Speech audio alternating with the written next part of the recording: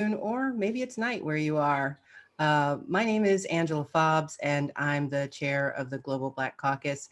And tonight we are having what promises to be an inspiring conversation with Eleanor Smeal. Before we get started, we have some questions that we've collected that have been sent in, but if you have any questions of your own at any time, go ahead and put them in the Q&A box at the bottom of your screen, not in the chat, but in the Q&A box so we can separate those from any dialogue that people might want to be having. Also, we want to remind you that if you haven't gone to votefromabroad.org to request your absentee ballot, today is the day. Go ahead and do it right now because time is running out and we can't wait another day. As I said, I'm Angela Fobbs, and I'm here today with Stacy Kruckle. I probably said that wrong, co-chair of the Communications Committee for the Global Women's Caucus, and also Marnie Delaney, who's been our chief organizer around our suffrage centennial events. And she's here to introduce tonight's guest. Thanks, Angela. Welcome, everybody, and thank you for joining us as we celebrate the 100th anniversary of the passage of the 19th Amendment and the 55th anniversary of the Voting Rights Act of 1965, and as we explore the ongoing struggle to provide and protect voting rights in the United States. We are excited, I'm super excited to have as our guest a real champion for women's rights. She's here to discuss the ongoing battle for simple justice and the ways we are all, not just women, but all impacted by inequality. I'm thrilled to welcome Eleanor Smeal, who is an inductee. I made all the words too hard for myself. An inductee in the National Women's Hall of Fame and my #1 personal hero. As co-founder and president of the Feminist Majority and former president of NOW, Ellie has played a pivotal role in defining the debate, developing the strategies, charting the direction of the modern women's movement for 5 decades. She was the first to identify the gender gap, the difference in the way women and men vote and view issues, and she popularized its usage in election and polling analyses to enhance the political clout of women. And now my dog is barking. Sorry. Hey, Ribs. Okay. That's okay. We're all That's at home. Very realistic, right? Ellie's been a tireless activist leader in passage of much landmark legislation. This is important, such as the Pregnancy Discrimination Act, the Equal Credit Act, the very important Violence Against Women Act, on which she worked with somebody we all are supporting wildly right now, and the Freedom of Access to Clinic Entrances Act. She led the fight for U.S. ratification of the ERA from 1977 to 1982 and is in the leadership of current efforts to finally enshrine the amendment in the Constitution. Again, don't forget to put your questions on the bottom. And Ellie, we welcome you and appreciate you sharing your time with us and can't wait to hear what you have to say. You are on. Okay, thank you, Marnie. That was really great. Thanks a lot. Yes, it's been a long time. We've been working on what we thought was obvious, that women are equal to men, but also the fight has gone to many, many subjects, as you well know, and many, and frankly, now it's all inclusive. We are in the final push of the Equal Rights Amendment. This election is crucially important. We're saying, in addition to democracy being on the ballot, so is equality and ending racism and sexism. So we're organizing like never before. We happen to think that this is more than an historic election. It's so very important. And for the Equal Rights Amendment, it might be the whole thing. But where we are right now is we're in the final days. We now have 38 states. The Trump administration, led by Barr in the Department of Justice, has told the archivist that he cannot certify it because of a time limit that was put in the preamble. We believe that time limit does not count. We believe if the Biden-Harris ticket is elected, they will change that instruction. But most importantly, we also want to flip the Senate, because basically the House has already removed the timeline. We believe a Democratic-controlled House will remove the timeline and clear the way for that certification. We don't think it's necessary, but it will be a strong statement before the Supreme Court where we think this will eventually end this fight. So I try to do that in one swoop on the Equal Rights Amendment. So I want to put the election in there right now. Get the absentee ballot. It's so important for so many of our issues. That's terrific. Yeah. So Yes. Another question you all gave me prior to this is, did I see the convention? Right. I saw not only the Democratic convention, I saw the first day of the Republican convention last night. And there can't be two more diverse, polarized statements. I thought that the Democratic convention was uplifting.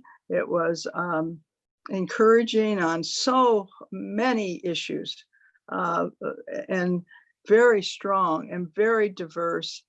People from all over the world participated, literally, and it was a statement for the future.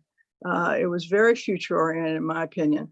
For women's rights, all kinds of women spoke at the conference, young and old, all races, but also women in very powerful positions.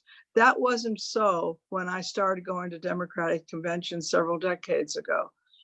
Now, as you all know, we are not only Pelosi Speaker of the House, we have many committee chairs now that are women. And basically in both houses, we're ready to go if we can only flip the majority in the Senate.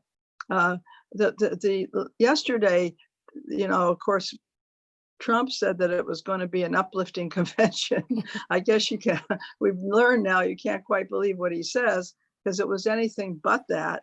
It was a fear mongering, saying that Biden and Harris would bring in essentially a socialist dystopia. And they used the word socialist so many times, it was ludicrous. And they distorted really the image, the total dialogue. You wondered what world they were in. So anyway, we have a clear choice. When I started in the 70s, we used to call the Democratic Party, Republican Party, Tweedledee and Tweedledum. You couldn't really tell the difference in some things. And when I started, unfortunately, the Southern Democrats had a lot of segregationists in their midst. It was a total different scene than it is today. And I think it's happened too slow. We should be where we are now a long time ago, but thank goodness it has happened. And we need more equality. I'm not saying that we're there yet by a long means. By the way, the feminist issues that were highlighted, one of the big differences is that with the Biden administration, they did highlight the violence against women issue, which we believe deserves highlighting. It's still at very unacceptable levels. And so that, of course, reproductive choice was featured, the whole equal pay issue, childcare. And, I haven't heard childcare talk so much about it since Bell Abzug's bill in 1971, but it was encouraging because what's happened with the pandemic, when I started, they talked about women's work. We were working for extra money. They had an expression that we were working for pin money. You don't hear that expression anymore. Might be just pins. I mean, it's still not in any way equal. But now, because of the pandemic, they are calling it essential work. Mm-hmm. And I think that is what it is. We're over half of the essential workers in our country now are women workers. And this keeping them on the sidelines, not providing adequate benefits, no paid medical leave, which we've got to get with the new administration, inadequate childcare, resources, let's put it that way. Still no real national child care, earlier child development plan. But you can see that the pandemic is driving those kind of issues to the front. And it's also driving the issues of women of color, because of those people who died during the pandemic, of the essential workers.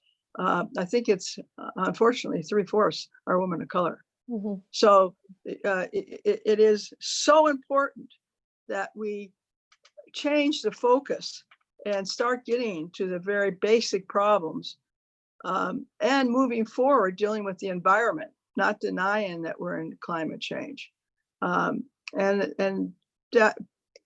re-enter with our allies, not be a separatist. And certainly they keep talking about American first, and they're making us last.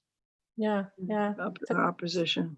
So Eleanor, this is Stacy. We're delighted to have you join us. So just following up, our first question was going to be if you could give us your feedback and your thoughts about the Democratic National Convention. But you started your conversation by talking a little bit about ERA and what we need to do to get it ratified. And I wonder if you could speak a little bit more about why ERA is so important to get passed even now in 2020, but particularly the impact you think that the passage of ERA will have on women of color, gay women, and the whole movement to make this movement more intersectional and inclusive. Yeah, that was a lot, but it definitely will Yes. make it more intersectional. You can take little pieces if you like. Yes. So why is because- ERA why is it so important for ERA to be ratified, particularly for women of color, lesbian women, etc.? Yes. Well, it's imperative because it settles once and for all the question of equality, and now it's settling that question in a broader sense than it would have been if it had passed in some ways in 72. It was always there, but now people understand the importance. And for example, you brought up the LGBTQ issue. In June of this year, the Supreme Court ruled that Title VII, which prohibits sex discrimination in employment, covers the LGBT community and most specifically trans people. So that is the wording really of the Equal Rights Amendment. It prohibits discrimination on the basis of sex. It guarantees equal rights under the law and for all people. And it clearly covers LGBT. It clearly covers all women. And the reason why, when I say all women, obviously, I say that in the most inclusive way possible. Trans women, women of all races, age, ethnicity, just no discrimination. Now, what does that mean for women of color is that they still make far less money than white women or white men. And basically, the laws that this will give more power to the employment laws of all kinds. And it changes policies because it covers all laws and programs of the federal government in the United States and the 50 states. It takes 2 years to go in effect. And during those years, you have to study all the policies that are discriminatory. It's not just that it guarantees you equal rights, but it stops sex discrimination. And a lot of our basic policies, I believe, have a disparate impact that's quite serious. And of those at the lower income, it's even more serious. And so basically, we really think it has everybody has something to gain. Now, in addition, and by the way, men do too if they're discriminated against. But going back, let's talk about that subject of violence against women that I call him Senator Biden or Vice President Biden. He was the author of the Violence Against Women Act, and he's always been for increasing its coverage. And in fact, every 6 years that it's been reauthorized, every time he's been there fighting to be more inclusive, to cover Native American women, to cover students on campuses. By the way, that part of it is being unraveled by the current administration that is weakening Title IX. But again, to what's Title IX? No discrimination on federally funded educational programs. This will cover all educational programs, not just those that are federally funded. And so, and it covers violence against women, because sexual assault and sexual harassment are nothing more than another form of sex discrimination. So it will give the power of the Constitution to the fight to end violence against women. And we really need it when we have something like 1 out of 5 young women going to college being sexually assaulted. And instead of enforcing even what Obama and Biden put on the books, they strengthened it. They cast that aside, changed the regulations, and are making it much more difficult for women to get justice. So basically, what we've been doing for the last 40, 50 years is we go forward, and then a more conservative administration comes in and they water it down, and the Supreme Court does. That nonsense game ends if we put this in the Constitution itself. Great. That's great. I shouldn't call it a nonsense game. It's a harmful game. It's cost several generations of women a better status of living. Yes. So Ellie, part of the way to address that and force some change is what you discovered, or named and identified with Lou Harris back in 1980 after the Reagan election, which calling it the gender gap, which was again the difference between the way men and women vote and the way they look at issues and so on. So as we look at that, how am I going to say this? Do you think that that is going to be a useful tool, or how will that be a useful tool as we go and try and push the last mile on the amendment? Well, we discovered the Equal Rights Amendment in 1980, not the Equal Rights Amendment, the gender gap, and it was in the fight for the Equal Rights Amendment. It was very clear. Reagan comes in and he switched the position of the Republican Party. They were for the Equal Rights Amendment, and he switched it to being against. He also came out against abortion and abortion rights. And so basically, you looked at that and said, well, what kind of impact is that having on women? And Lou Harris was at that time the preeminent poster in the United States, and we were close to him. And his sister-in-law was Molly Yard, who was the political director for the Equal Rights Amendment at that time. But anyway, I'd gone to graduate school in political science, and I knew that there had been in polling for a long time a difference of attitudes on issues like healthcare, Social Security, Medicare, et cetera, on the basis of sex. And basically, so yeah, they still exist. I said, what about candidates? I said, they never report it that way. They always report the pro and the con, but they don't say what it is by gender. And he said, do you think that would be helpful if we did that? I said, it'd be really helpful. And so he started to show the gender impact. And what it was 8% fewer women supported Reagan than Carter. So basically, that we named it the gender gap because, frankly, we wanted to have a short title for a column. But anyway, Ellie, basically, Ellie, look at from the newsletter. Yeah, 1980. That was the newsletter from now, right when you identified it. I do. That's when we identified. Well, now that gender gap is 16 points right this minute in most polling. And if that remains, and if women continue to be a very solid majority, that Mr. Trump will be defeated, period. And our problem had happened, and this is the problem with the gender gap, is one of the reasons it's wide sometimes is because men are for something that women are not, and that they're in it at a higher level. Well, anyway, we think that this is now sticking. And I've noticed another phenomena. If women overwhelmingly go for somebody or some issue, men come in that direction too. And sometimes it might even be smaller for the right reasons. They both are. I'll give you an example. Right now, both men and women believe that the Trump administration has not been doing a good job on race relations.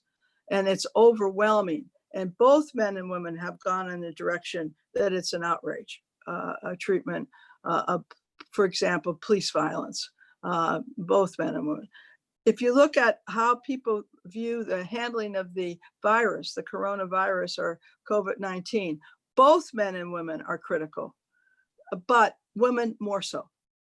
And so the gender gap, we are leaders in opinions. We're not just followers. When I went to graduate school, they used to say that women vote as their men's wages or their pocketbook.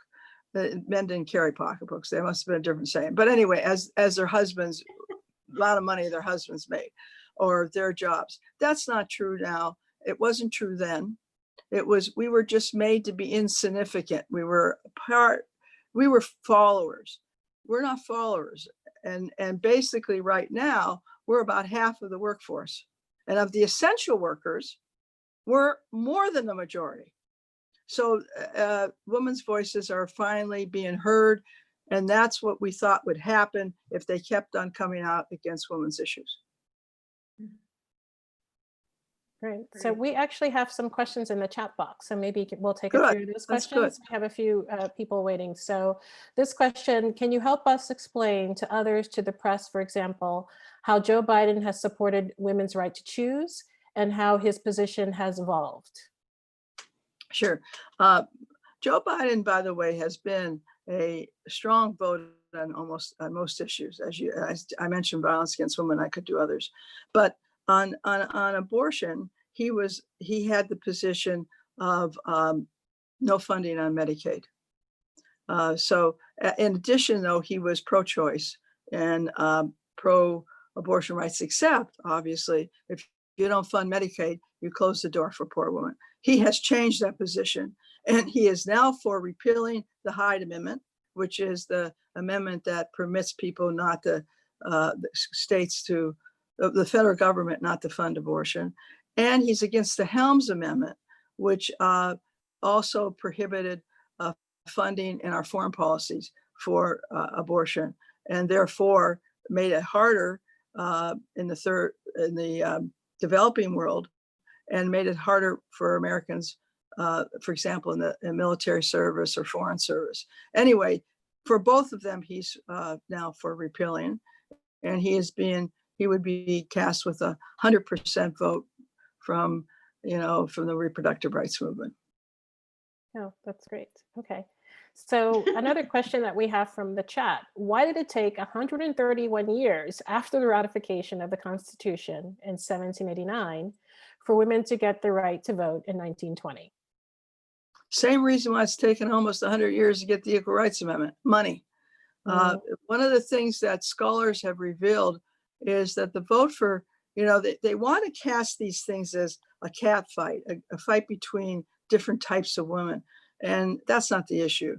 The issue was the Manufacturers Association. Remember, that was the Industrial Revolution, et cetera, were opposed. They liked cheap labor. They still do. And women are a cheap labor force on the excuse that this is not the role.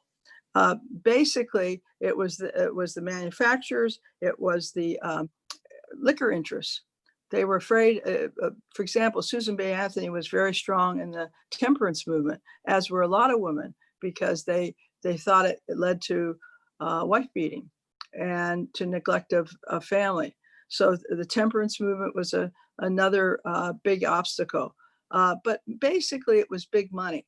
In fact, the leader at that time of the anti-movement was Mrs. Dodge. I can't remember her first name, but she was the wife of one of the big auto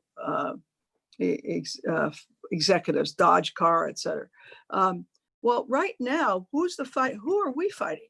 National Manufacturers Association opposed, Chambers of Commerce opposed, and the insurance industry. Not every company, but the companies that were profiting. For example, before the Affordable Care Act, and that was just passed in 2010, women paid on individual policies 150 to 200% more in pricing and got fewer benefits. What do I mean by that? Maternity wasn't covered in 80% of those policies, but birth control wasn't covered, but Viagra was.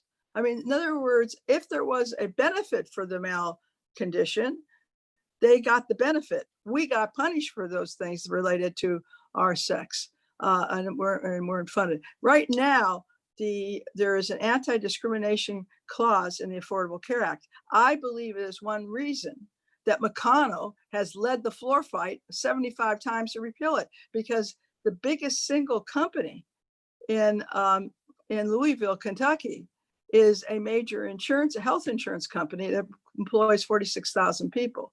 And remember, this made health insurance. Health insurance now covers birth control, for example, the price of birth control.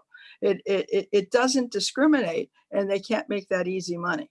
But it's not just health insurance. It's life insurance. It's all forms of annuities. It's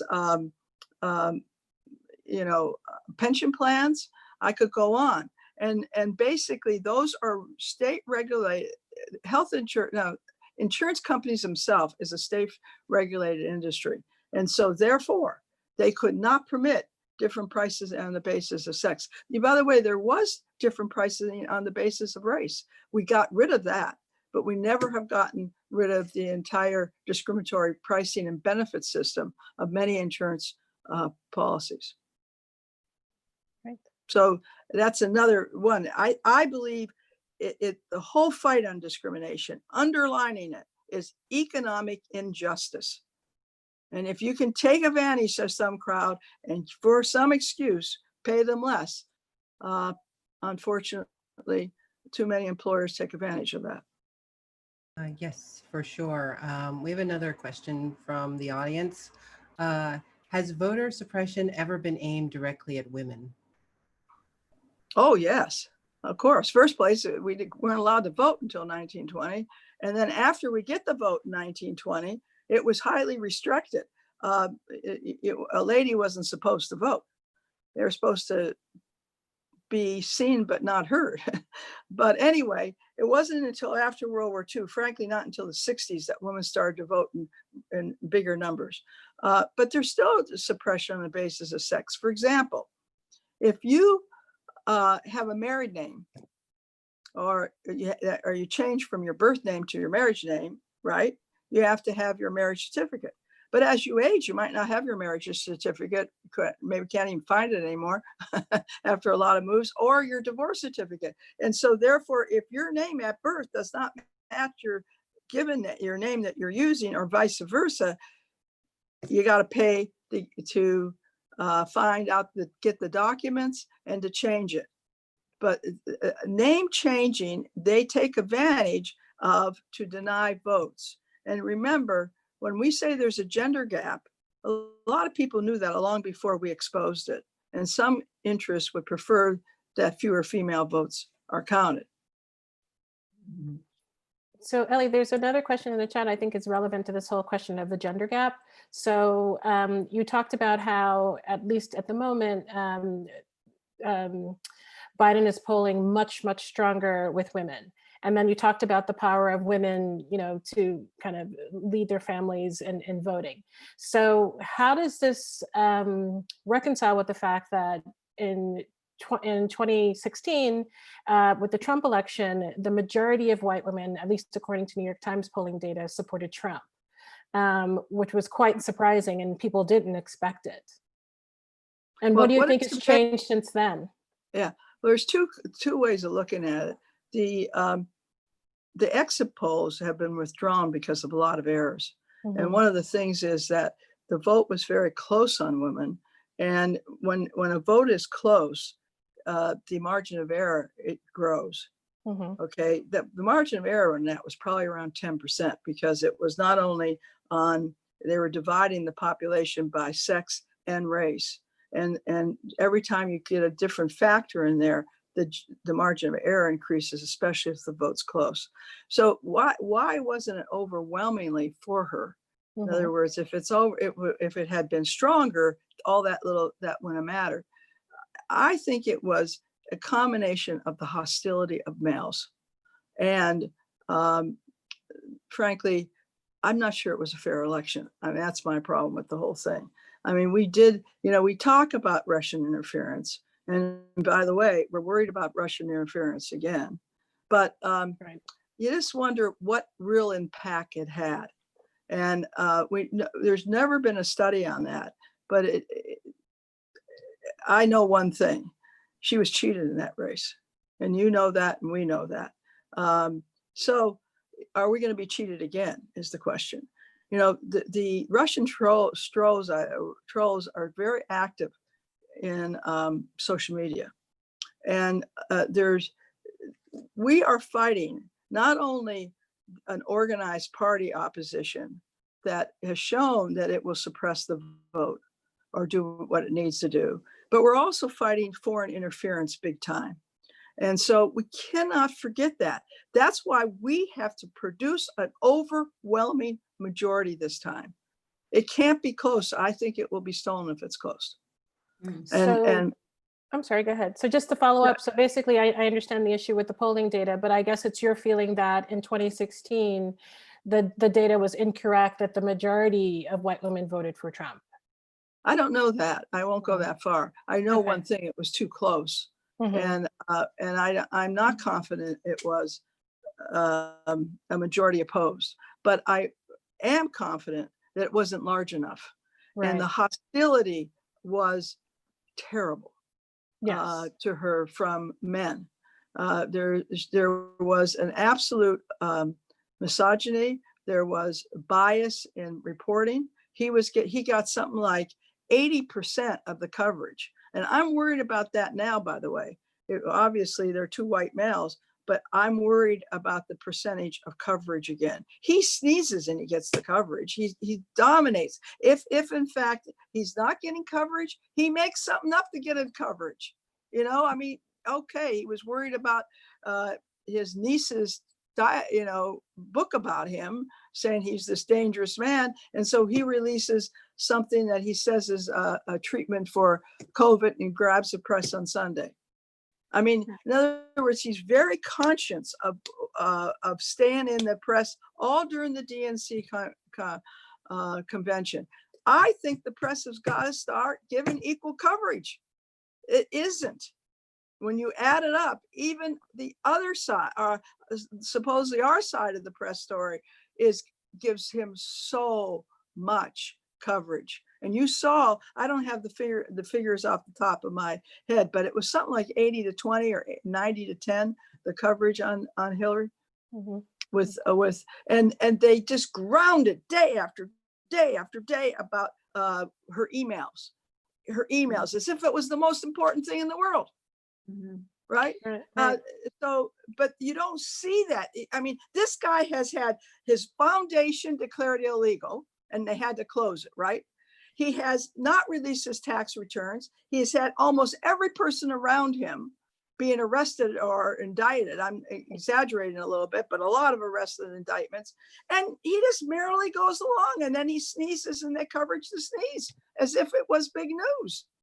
I just think it has been outrageous coverage the whole time. And against her, it was unbelievable, the negative coverage. I wanted, based on one of the things that was different on the voting also in this last election was educational level. That seems like it was a critical differentiator on in which way people went. And I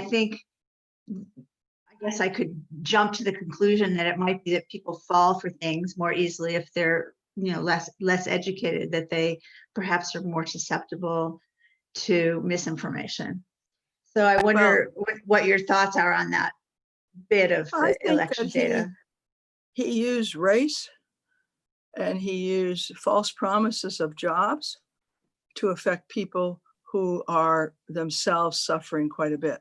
In other words, I don't think it's lack of knowledge as much as he played to biases and fear, bias and fear.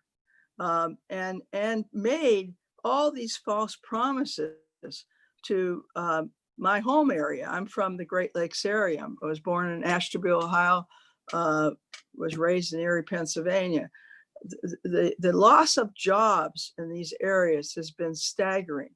And basically we haven't paid it. What are we going to do to replace jobs that are lost? Because frankly, because he said they were being exported or taken by immigrants. He was very anti-immigrant, as you well know.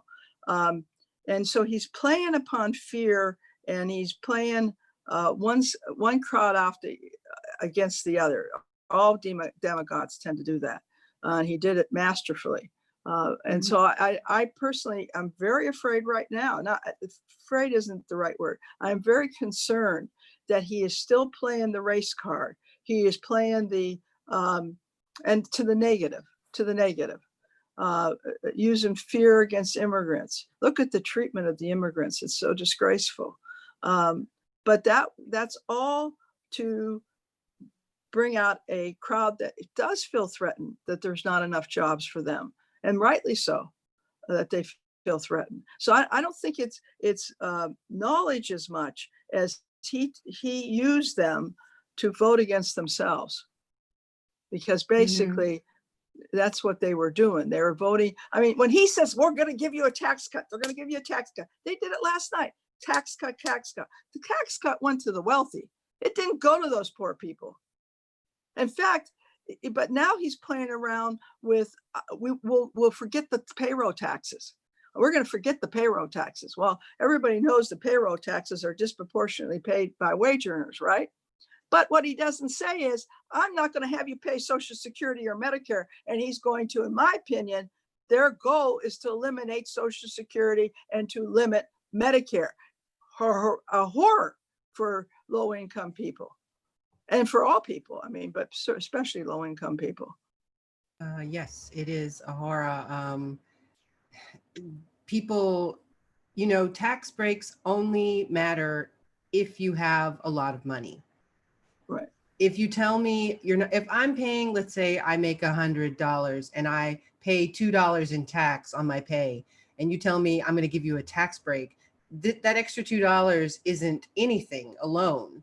But if it's paid into Social Security and Medicaid, then it turns out with everyone else's, it's a lot of money that can actually help people.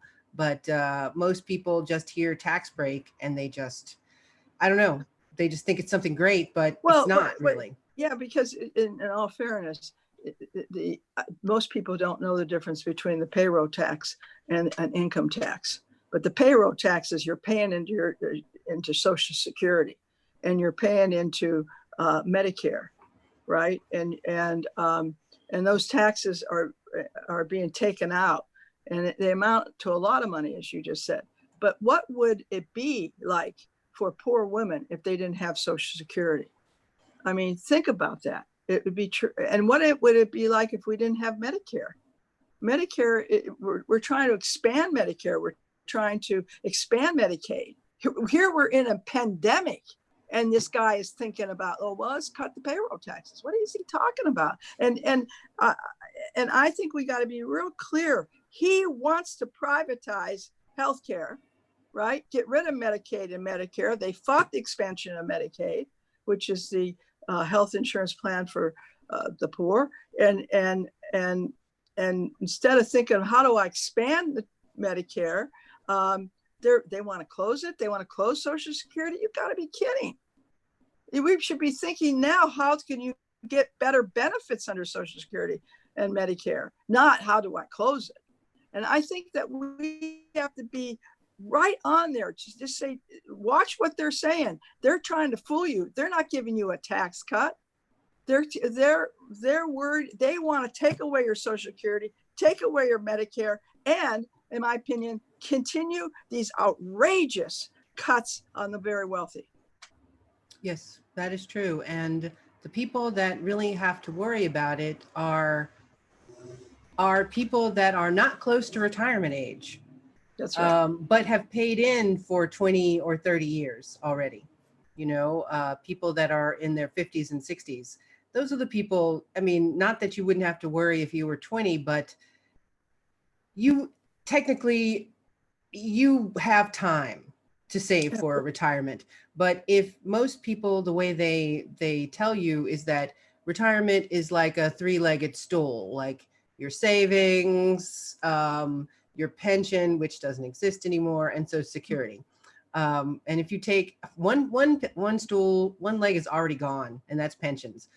People that are my age or younger don't even know what that is. You know, it's never happens. You don't get a pension. And all you have left is Social Security, really, because saving a lot of money, depending on what you earn, is very difficult. And Right. this will affect women greatly. Right. Oh, it'll be tragic. And we can't let it happen. We just absolutely cannot let it happen. In fact, we have to increase benefits under Social Security.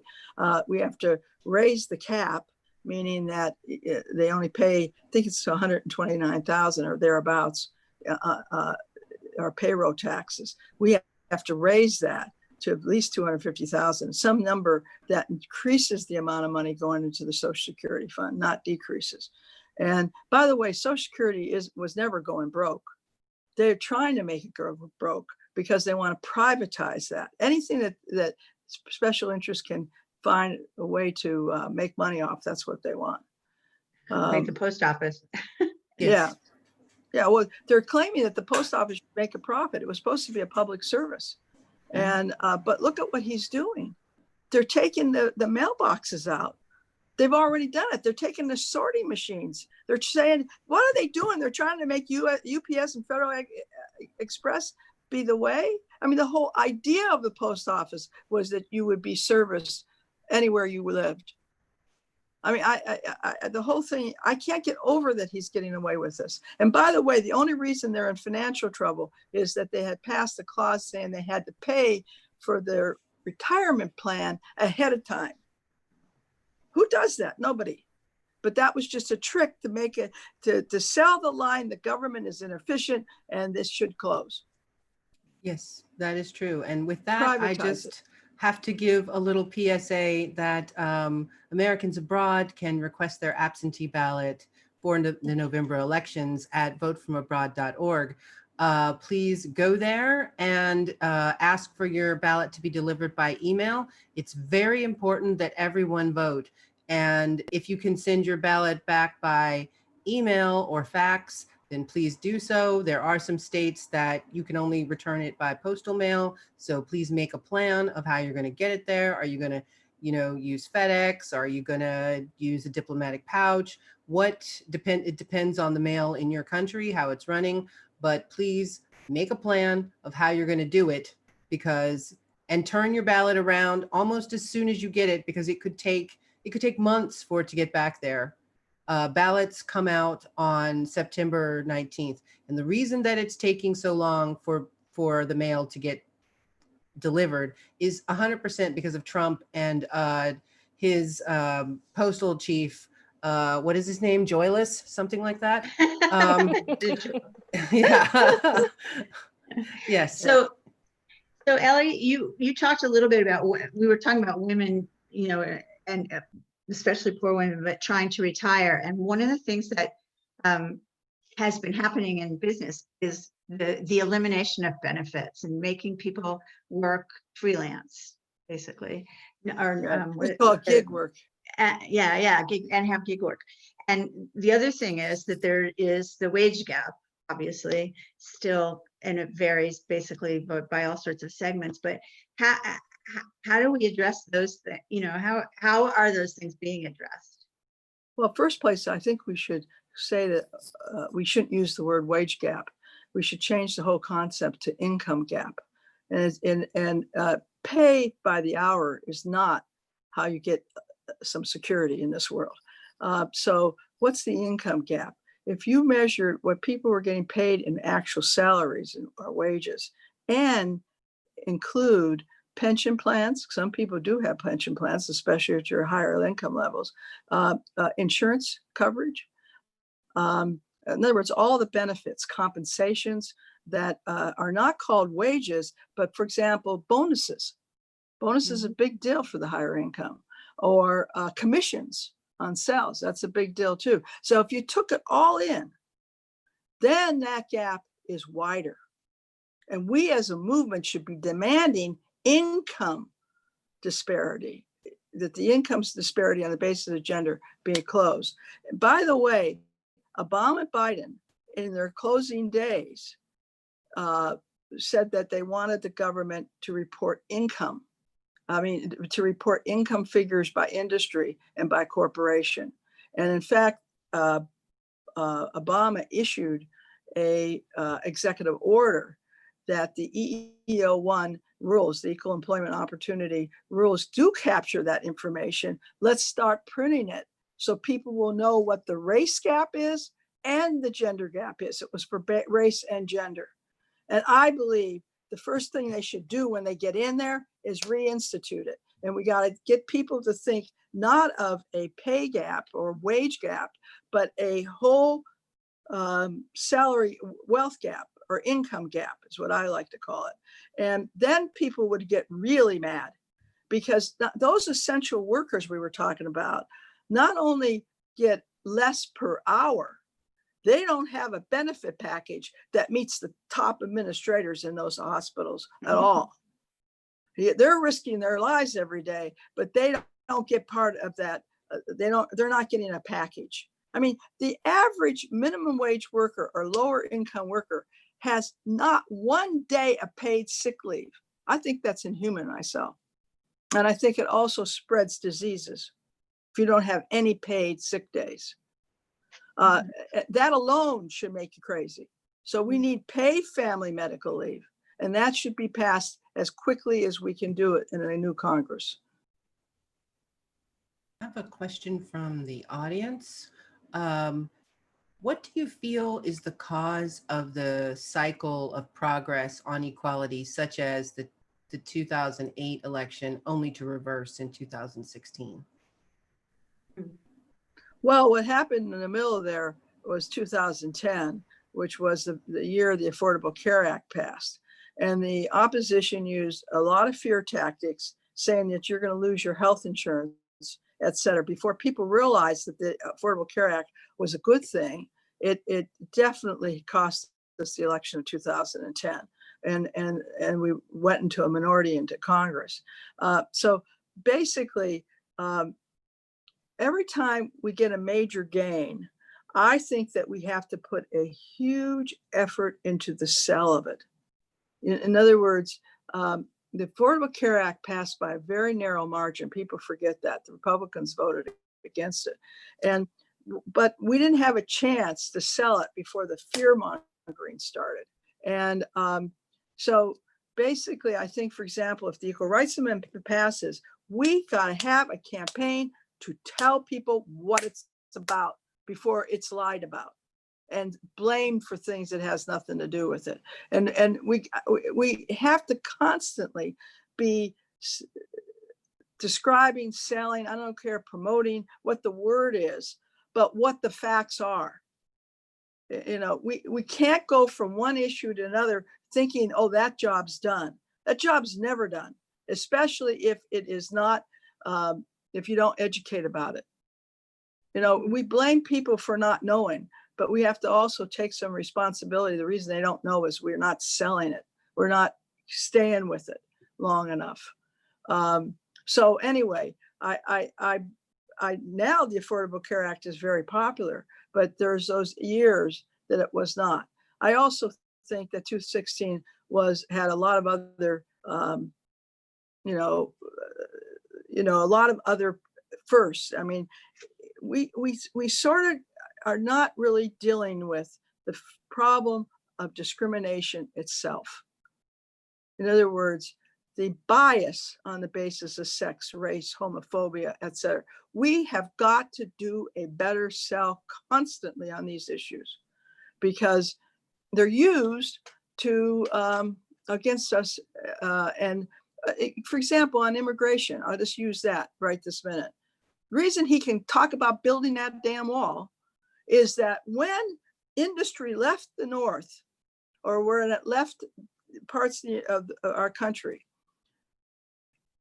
immigrants were blamed for the loss of those jobs. They had nothing to do with the loss of those jobs. Those jobs were gone. The steel industry left Pittsburgh to get cheaper places abroad. And so not to we've got to keep telling people what is actually happening. And I think that it's a big assignment, especially when we don't control the press. But I do think that a job isn't done until it becomes totally accepted, and you can't use it again to. So too long of an answer. What are if there's a woman that comes to you and says, what should I do? I feel like, I can make a difference. Obviously, there's a lot that has to be done. What are the kinds of things that you advise them? Where should people be putting their energy, people that haven't been involved to this point? Well, right now, I think they should be putting their energy in this election. I think it's just absolutely important. Yeah. But I think I found in all my years of working for social change that people do the best when they work on something that personally is affecting them. I mean, I really think that you fight harder, you understand it more if that's the issue that's moving you. I mean, if you've been a victim of sexual assault and sexual violence, and that's the issue you want to work on, you go for it. It needs a lot of help, that issue. So I usually start asking people, what is it that they want to work on? And then how do you make it happen? Rather than, because there's so much to do. I mean, there really is so much to do. And maybe run for office if they're. Oh, yeah. Yeah, we encourage people to run for office. When I started in 1970, there was literally a couple handfuls of women, about 2 or 3%. But by 85, there was still only 5%. We started a campaign called Feminization of Power in 1987, and it went to 1992, and it took us. We went from 5% of the members of Congress to 11. And that didn't just happen. We recruited and talked about it and tried to drive it up higher in the feminist agenda. There's so many things to do. You got to get some prioritization. But it's constant work. One of the things that amazed me that very few people talk about, Hillary loses in 2016. I thought it might really hurt our recruiting efforts. That people would say, well, here, if this woman, one of the most qualified people who ever run for president, gets defeated by this totally inexperienced, you say the words you want on Trump. How can I win? Right? So I thought that it would make fewer women want to run. You know what it did? It made 2018 an historical year with women running in such great numbers. We finally got over 100 people in the House, 101 now, 101 women in the House. And a large portion of them, women of color. Well, why? People got mad. They decided this is ridiculous. And women ran in unparalleled numbers. Now, part of it also was the growth of the feminist movement, the growth of Emily's List, the growth of Emerge America, which was recruiting, and the growth of a lot of lists at the state level, an awareness. Maybe her running gave them a role model. Mm-hmm. If she can do it, I can do it, type thing. You can't dream that you're going to be something unless you have some kind of vision of it. When I was a kid, if you were a woman interested in political science going to college, in first place, we were 25% of the college students in my year, 12% of the graduate students. But they would have thought you were mentally nuts. You want to be senator? Forget it. One of the reasons the numbers in law school were so small is you couldn't get a job when she came out. I mean, Ruth Bader Ginsburg could not get a job. So she ended up working for nonprofits or academically. So the point is that part is gone. There's now a lot more women running in law school, medical school. But remember, we had to sue every law school. We had to sue medical schools. We had to sue. We had to picket, demonstrate. Goes on, right? And but I do think that I was pleasantly surprised that her defeat led to a massive win in 2018 with a lot of women and women of color running, making a difference. and of course, Pelosi. Very, very important in all this. So Ellie, we have a final question in the chat. So what would you say to evangelical women who are still leaning toward Trump to convince them to reconsider? I'm not one to advise that issue. I tend to have answers, but on that I don't. I would say that just look at what he does. Don't look at what he says on religion. The one I couldn't get over is on one of the Black Matters Lives demonstration right outside of the White House. You know, he walks to the Episcopal Church, which is across Lafayette. And anyway, to walk there, they threw, what do you call it? It was tear gas. Tear gas. Yeah, Tear they cleared gas. them with riot police, etc. Okay, terrible, right? But he gets there, and they say his daughter handed him a Bible, and he holds it up. It was upside down. Yeah, yes, upside down. I mean, and the whole thing, he didn't even know that church is a progressive church. And then I got a kick out of the fact that they never told the head Episcopal priest there that they were coming, and she came out and leveled him. I mean, she just she said what she thought of the current occupier of the White House. But anyway, no, I just think that this is a man that is using this, but I don't think he's a religious man at all. Right.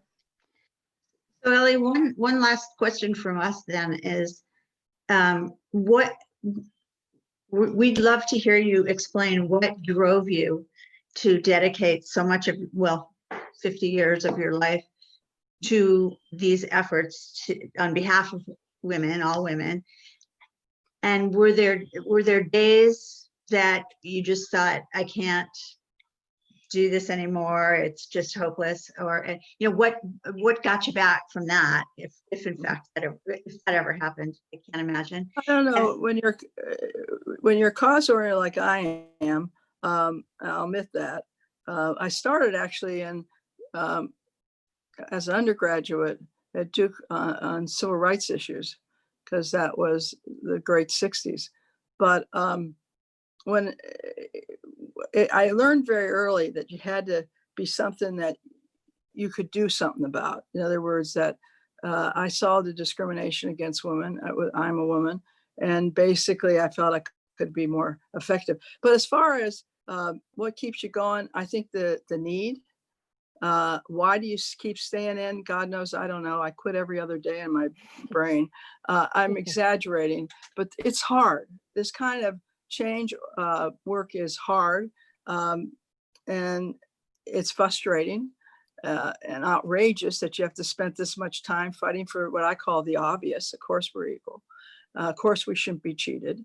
And basically, you just do it because it needs to be done. That's all. And you just keep doing it. I can't stand injustice.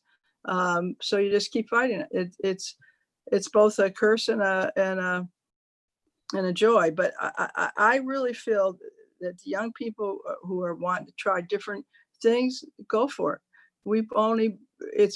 Change has been very slow. I think we have a ticking clock right now, especially on climate change, which I'm always been very worried about it. And then basically, we don't have that much time. I mean, we don't. We've wasted too much time. And so basically, I hope we get more and more skilled in bringing about justice and social justice, climate justice, whatever the word is. I hope that we teach it more. I personally think they should teach in colleges and universities more about organizing and reform and change and how a democracy can function better, et cetera. I don't think it should be, just rallies and demonstrations. That's all important. But how do you bring about real change? I think we should be studying it because we're going too slow. And we can't afford, in my opinion, the luxury of cheating people like we are. You know, and if anything, the whole climate is telling you, you cannot continue this course. I mean, it's just like on this pandemic. We got to learn from this. It isn't just it happened. Okay. I mean, it's terrible that one administration could make such a big difference on something like this. How do you give more power to the scientific community or to the health workers? Or why does the president have so much power? Is another question. Yes. Isn't there a way that you can control? For example, why could one person, you know, appoint somebody, and this acting appointment stuff, where you don't even need to get them confirmed, you call them the acting this and the acting that, so you get around the Senate confirmation. I think that the biggest democracy, one of the most powerful countries in the world, should not have a leader that has so much power. Because we agree. yeah, I think this is a big warning if we get out of it. Yes. Yeah. That you got to have much more brakes on it. Yes, we definitely need laws to rein in the powers of the president, with time limits on appointees as acting. You know, 90 days. That's all you get. Sorry, that might even be too long. Yes, we need to rein in the power of the presidency and make some of our customs, because we have way too many customs, and make them laws. Because right now Trump is taking advantage of our weird customs, and so there's no law, there's nothing to stop him, so he just does it. Like, he does whatever he wants. We need laws because we all have to follow laws. And so does the president, because the president is a citizen that we've elected to represent us on the world stage. That's all. By the way, just don't forget that if no one is declared the winner, he doesn't stay after January 20th. Pelosi becomes the acting. You remember that's the speaker. Not all bad. That would What? be great. Well, That wouldn't be a But terrible even outcome. so, I mean, because if he refuses to leave, a lot of people, I don't know. All I know is we got to win by a big enough majority. We then have to get on to the business of progress and moving into the future. right. And eliminating discrimination. So, yeah, and maybe another time we'll talk about the Electoral College and the fact that there are 2 senators for each state, but that's for another day. the big overhaul. But so, Ellie, did you have any? This has been a great time, but have you got any final thoughts that you'd want to throw out for us, especially as people living abroad? You know, things we could do or thoughts that you want to share with us. Well, I think it's wonderful that you are gathered and that Democrats abroad exists, and you do have a lot of power. You got more people abroad than we have in some of our states, some of the small states. So I think that one of the things is, why can't in this day and age you cast the electronic vote? Why do you have to wait for the postal? Anyway, the whole time you've been describing, I've been saying, why can't that be an electronic vote that we can count on? You know, that we make it so you can't be fraudulent, but it can be an actual. The darn states. Yeah, the states determine. The We are states doing a lot of make up work their to own try to get rules. states to change, to make sure that they allow electronic. Well, it's the same thing, I think, in voting in the United States. I think clearly they have to master this electronic voting. I mean, you go to the bank teller and you take out your money out of an ATM, and it's usually right. So anyway, there has to be ways to administer things safely in a more modern way. But I think it's great that you all are active and haven't forgotten that you're needed, because you really are needed. And so I thank you. I think it's been a lot of fun. I feel I've talked too much. I wish No, it was great. It was a really great session. And thank you so much for joining us. Yes. Thank you. Yes, thank you so much for joining us. And it's really an honor to meet you and be on the same screen with you. Um, By the you've way, done so much. since you're global, don't forget the woman in Afghanistan. Mm. Trump wants to pull out the troops. There's going to be negotiations with the Taliban. We're trying to get women worldwide to stand with the women of Afghanistan who want equality, who want to go to school, who want employment. There's a big movement, women's movement now in Afghanistan. So I understand, Marnie, you're active internationally with women's rights. So there's a women's caucus. I'm sure you have a lot of power that if you exercise it. By the way, the European Parliament Women's Committee was very active in the fight against the Taliban too. Mhm. So it has nothing to do with this election, but it does, in a way it does, because if we pull out and Yeah. don't leave them any help, it would be tragic if they were forced backwards. They are really moving forward. When girls in school and graduate school and doctors and lawyers, and if they were pushed back, it would be shame on all of us.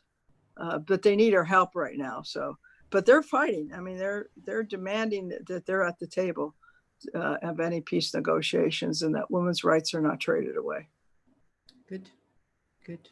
That's Thanks. very important. So we will remember the women in Afghanistan and beyond, Good. because the only way that we're going to save this planet is if we raise up all the women. We cannot have half of our population uneducated, unable to do anything but serve their husband's dinner or whatever.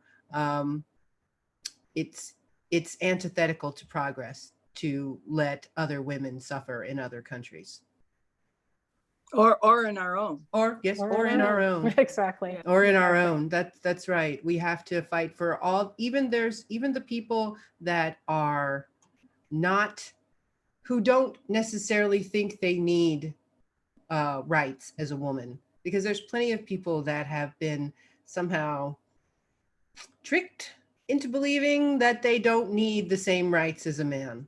But we do need the same rights. It's very important. The ERA is important. Global women's rights is important. Educating women is important.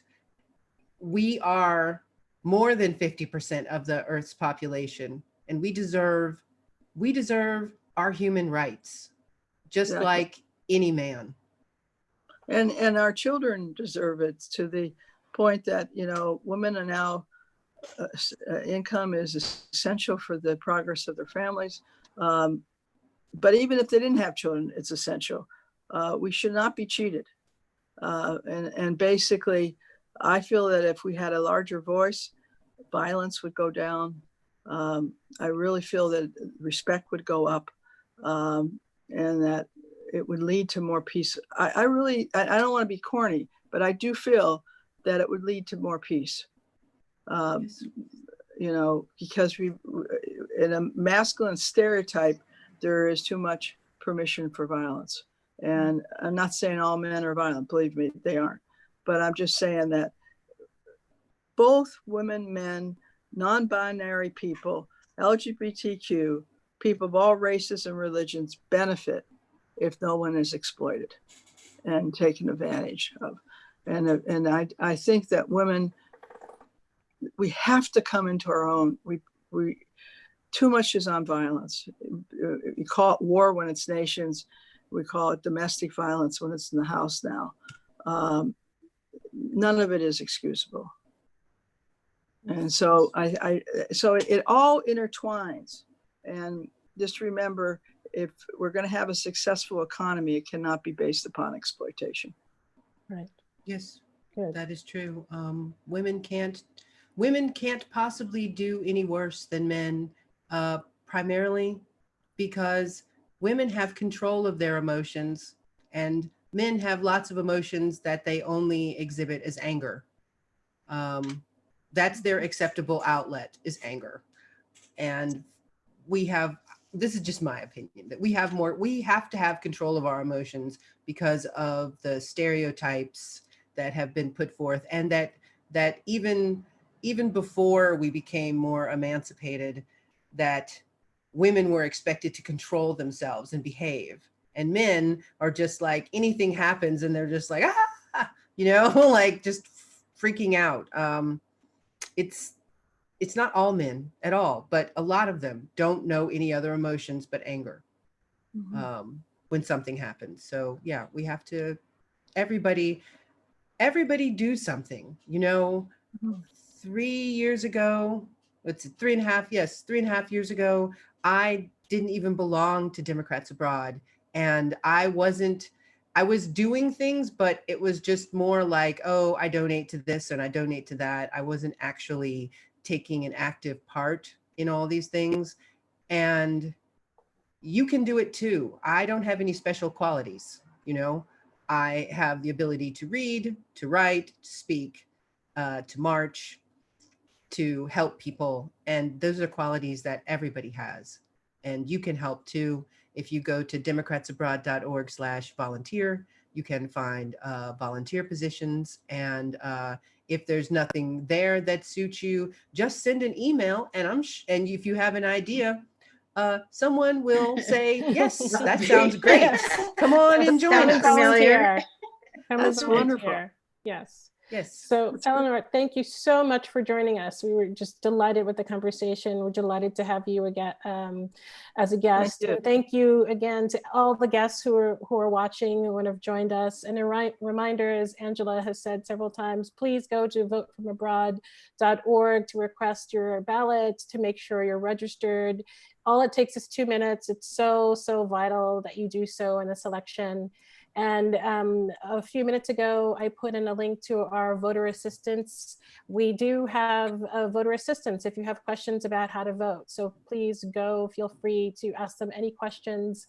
They're here to help you make sure that you can vote. Right now, right? Exactly. They are there That's right good. now to answer your questions. And then on behalf of the Global Women's Caucus, we are doing so many amazing events in the future. And please check out our webpage. We'll hope you join us. Our next event is actually tomorrow. We are doing a global phone banking, and we're hoping to call, 1,920 people, Americans living abroad. So in honor to celebrate the passage of the 19th Amendment, which was passed in 1920. So go to our website, feel free to RSVP, sign up. And then on August 29th, we're closing our month of women's suffrage events with a happy hour, coffee break, tea time, because now we need to rest because we worked so hard for a month to do all these events. And we'll hope you'll join us. And so please do go to our website, and I'll put that in the chat to check out some of the events that we have coming up. And thanks again, everyone, for joining. And thank you so much, Eleanor, for joining us. Thank you. Thank you so much. Could you put that link back to the voter help again? Somebody's Sure, asking for absolutely. it. And, I will do that. and I'm going thank to throw you. in that if sometimes after these people ask where they, if it's recorded somewhere, and Angela's got it all covered so that it's on Facebook. It's you'll on be able to Facebook, go there. YouTube. and It's on the Democrats Abroad YouTube channel. It's also on Twitter. You can find it on the Democrats Abroad global website, the Women's Caucus Facebook page, and also the Global Black Caucus Facebook page. So it's there. You just have to seek it out. And send it to your friends. Send it to your friends. Yes. So thanks everybody for joining. Thank you again, Eleanor. Thank you, Ellie. Thank Okay. you. Thanks Nice so meeting much. all of you. Okay. Hope we work Thanks. together Bye-bye. sometime. Yay. Bye. Bye.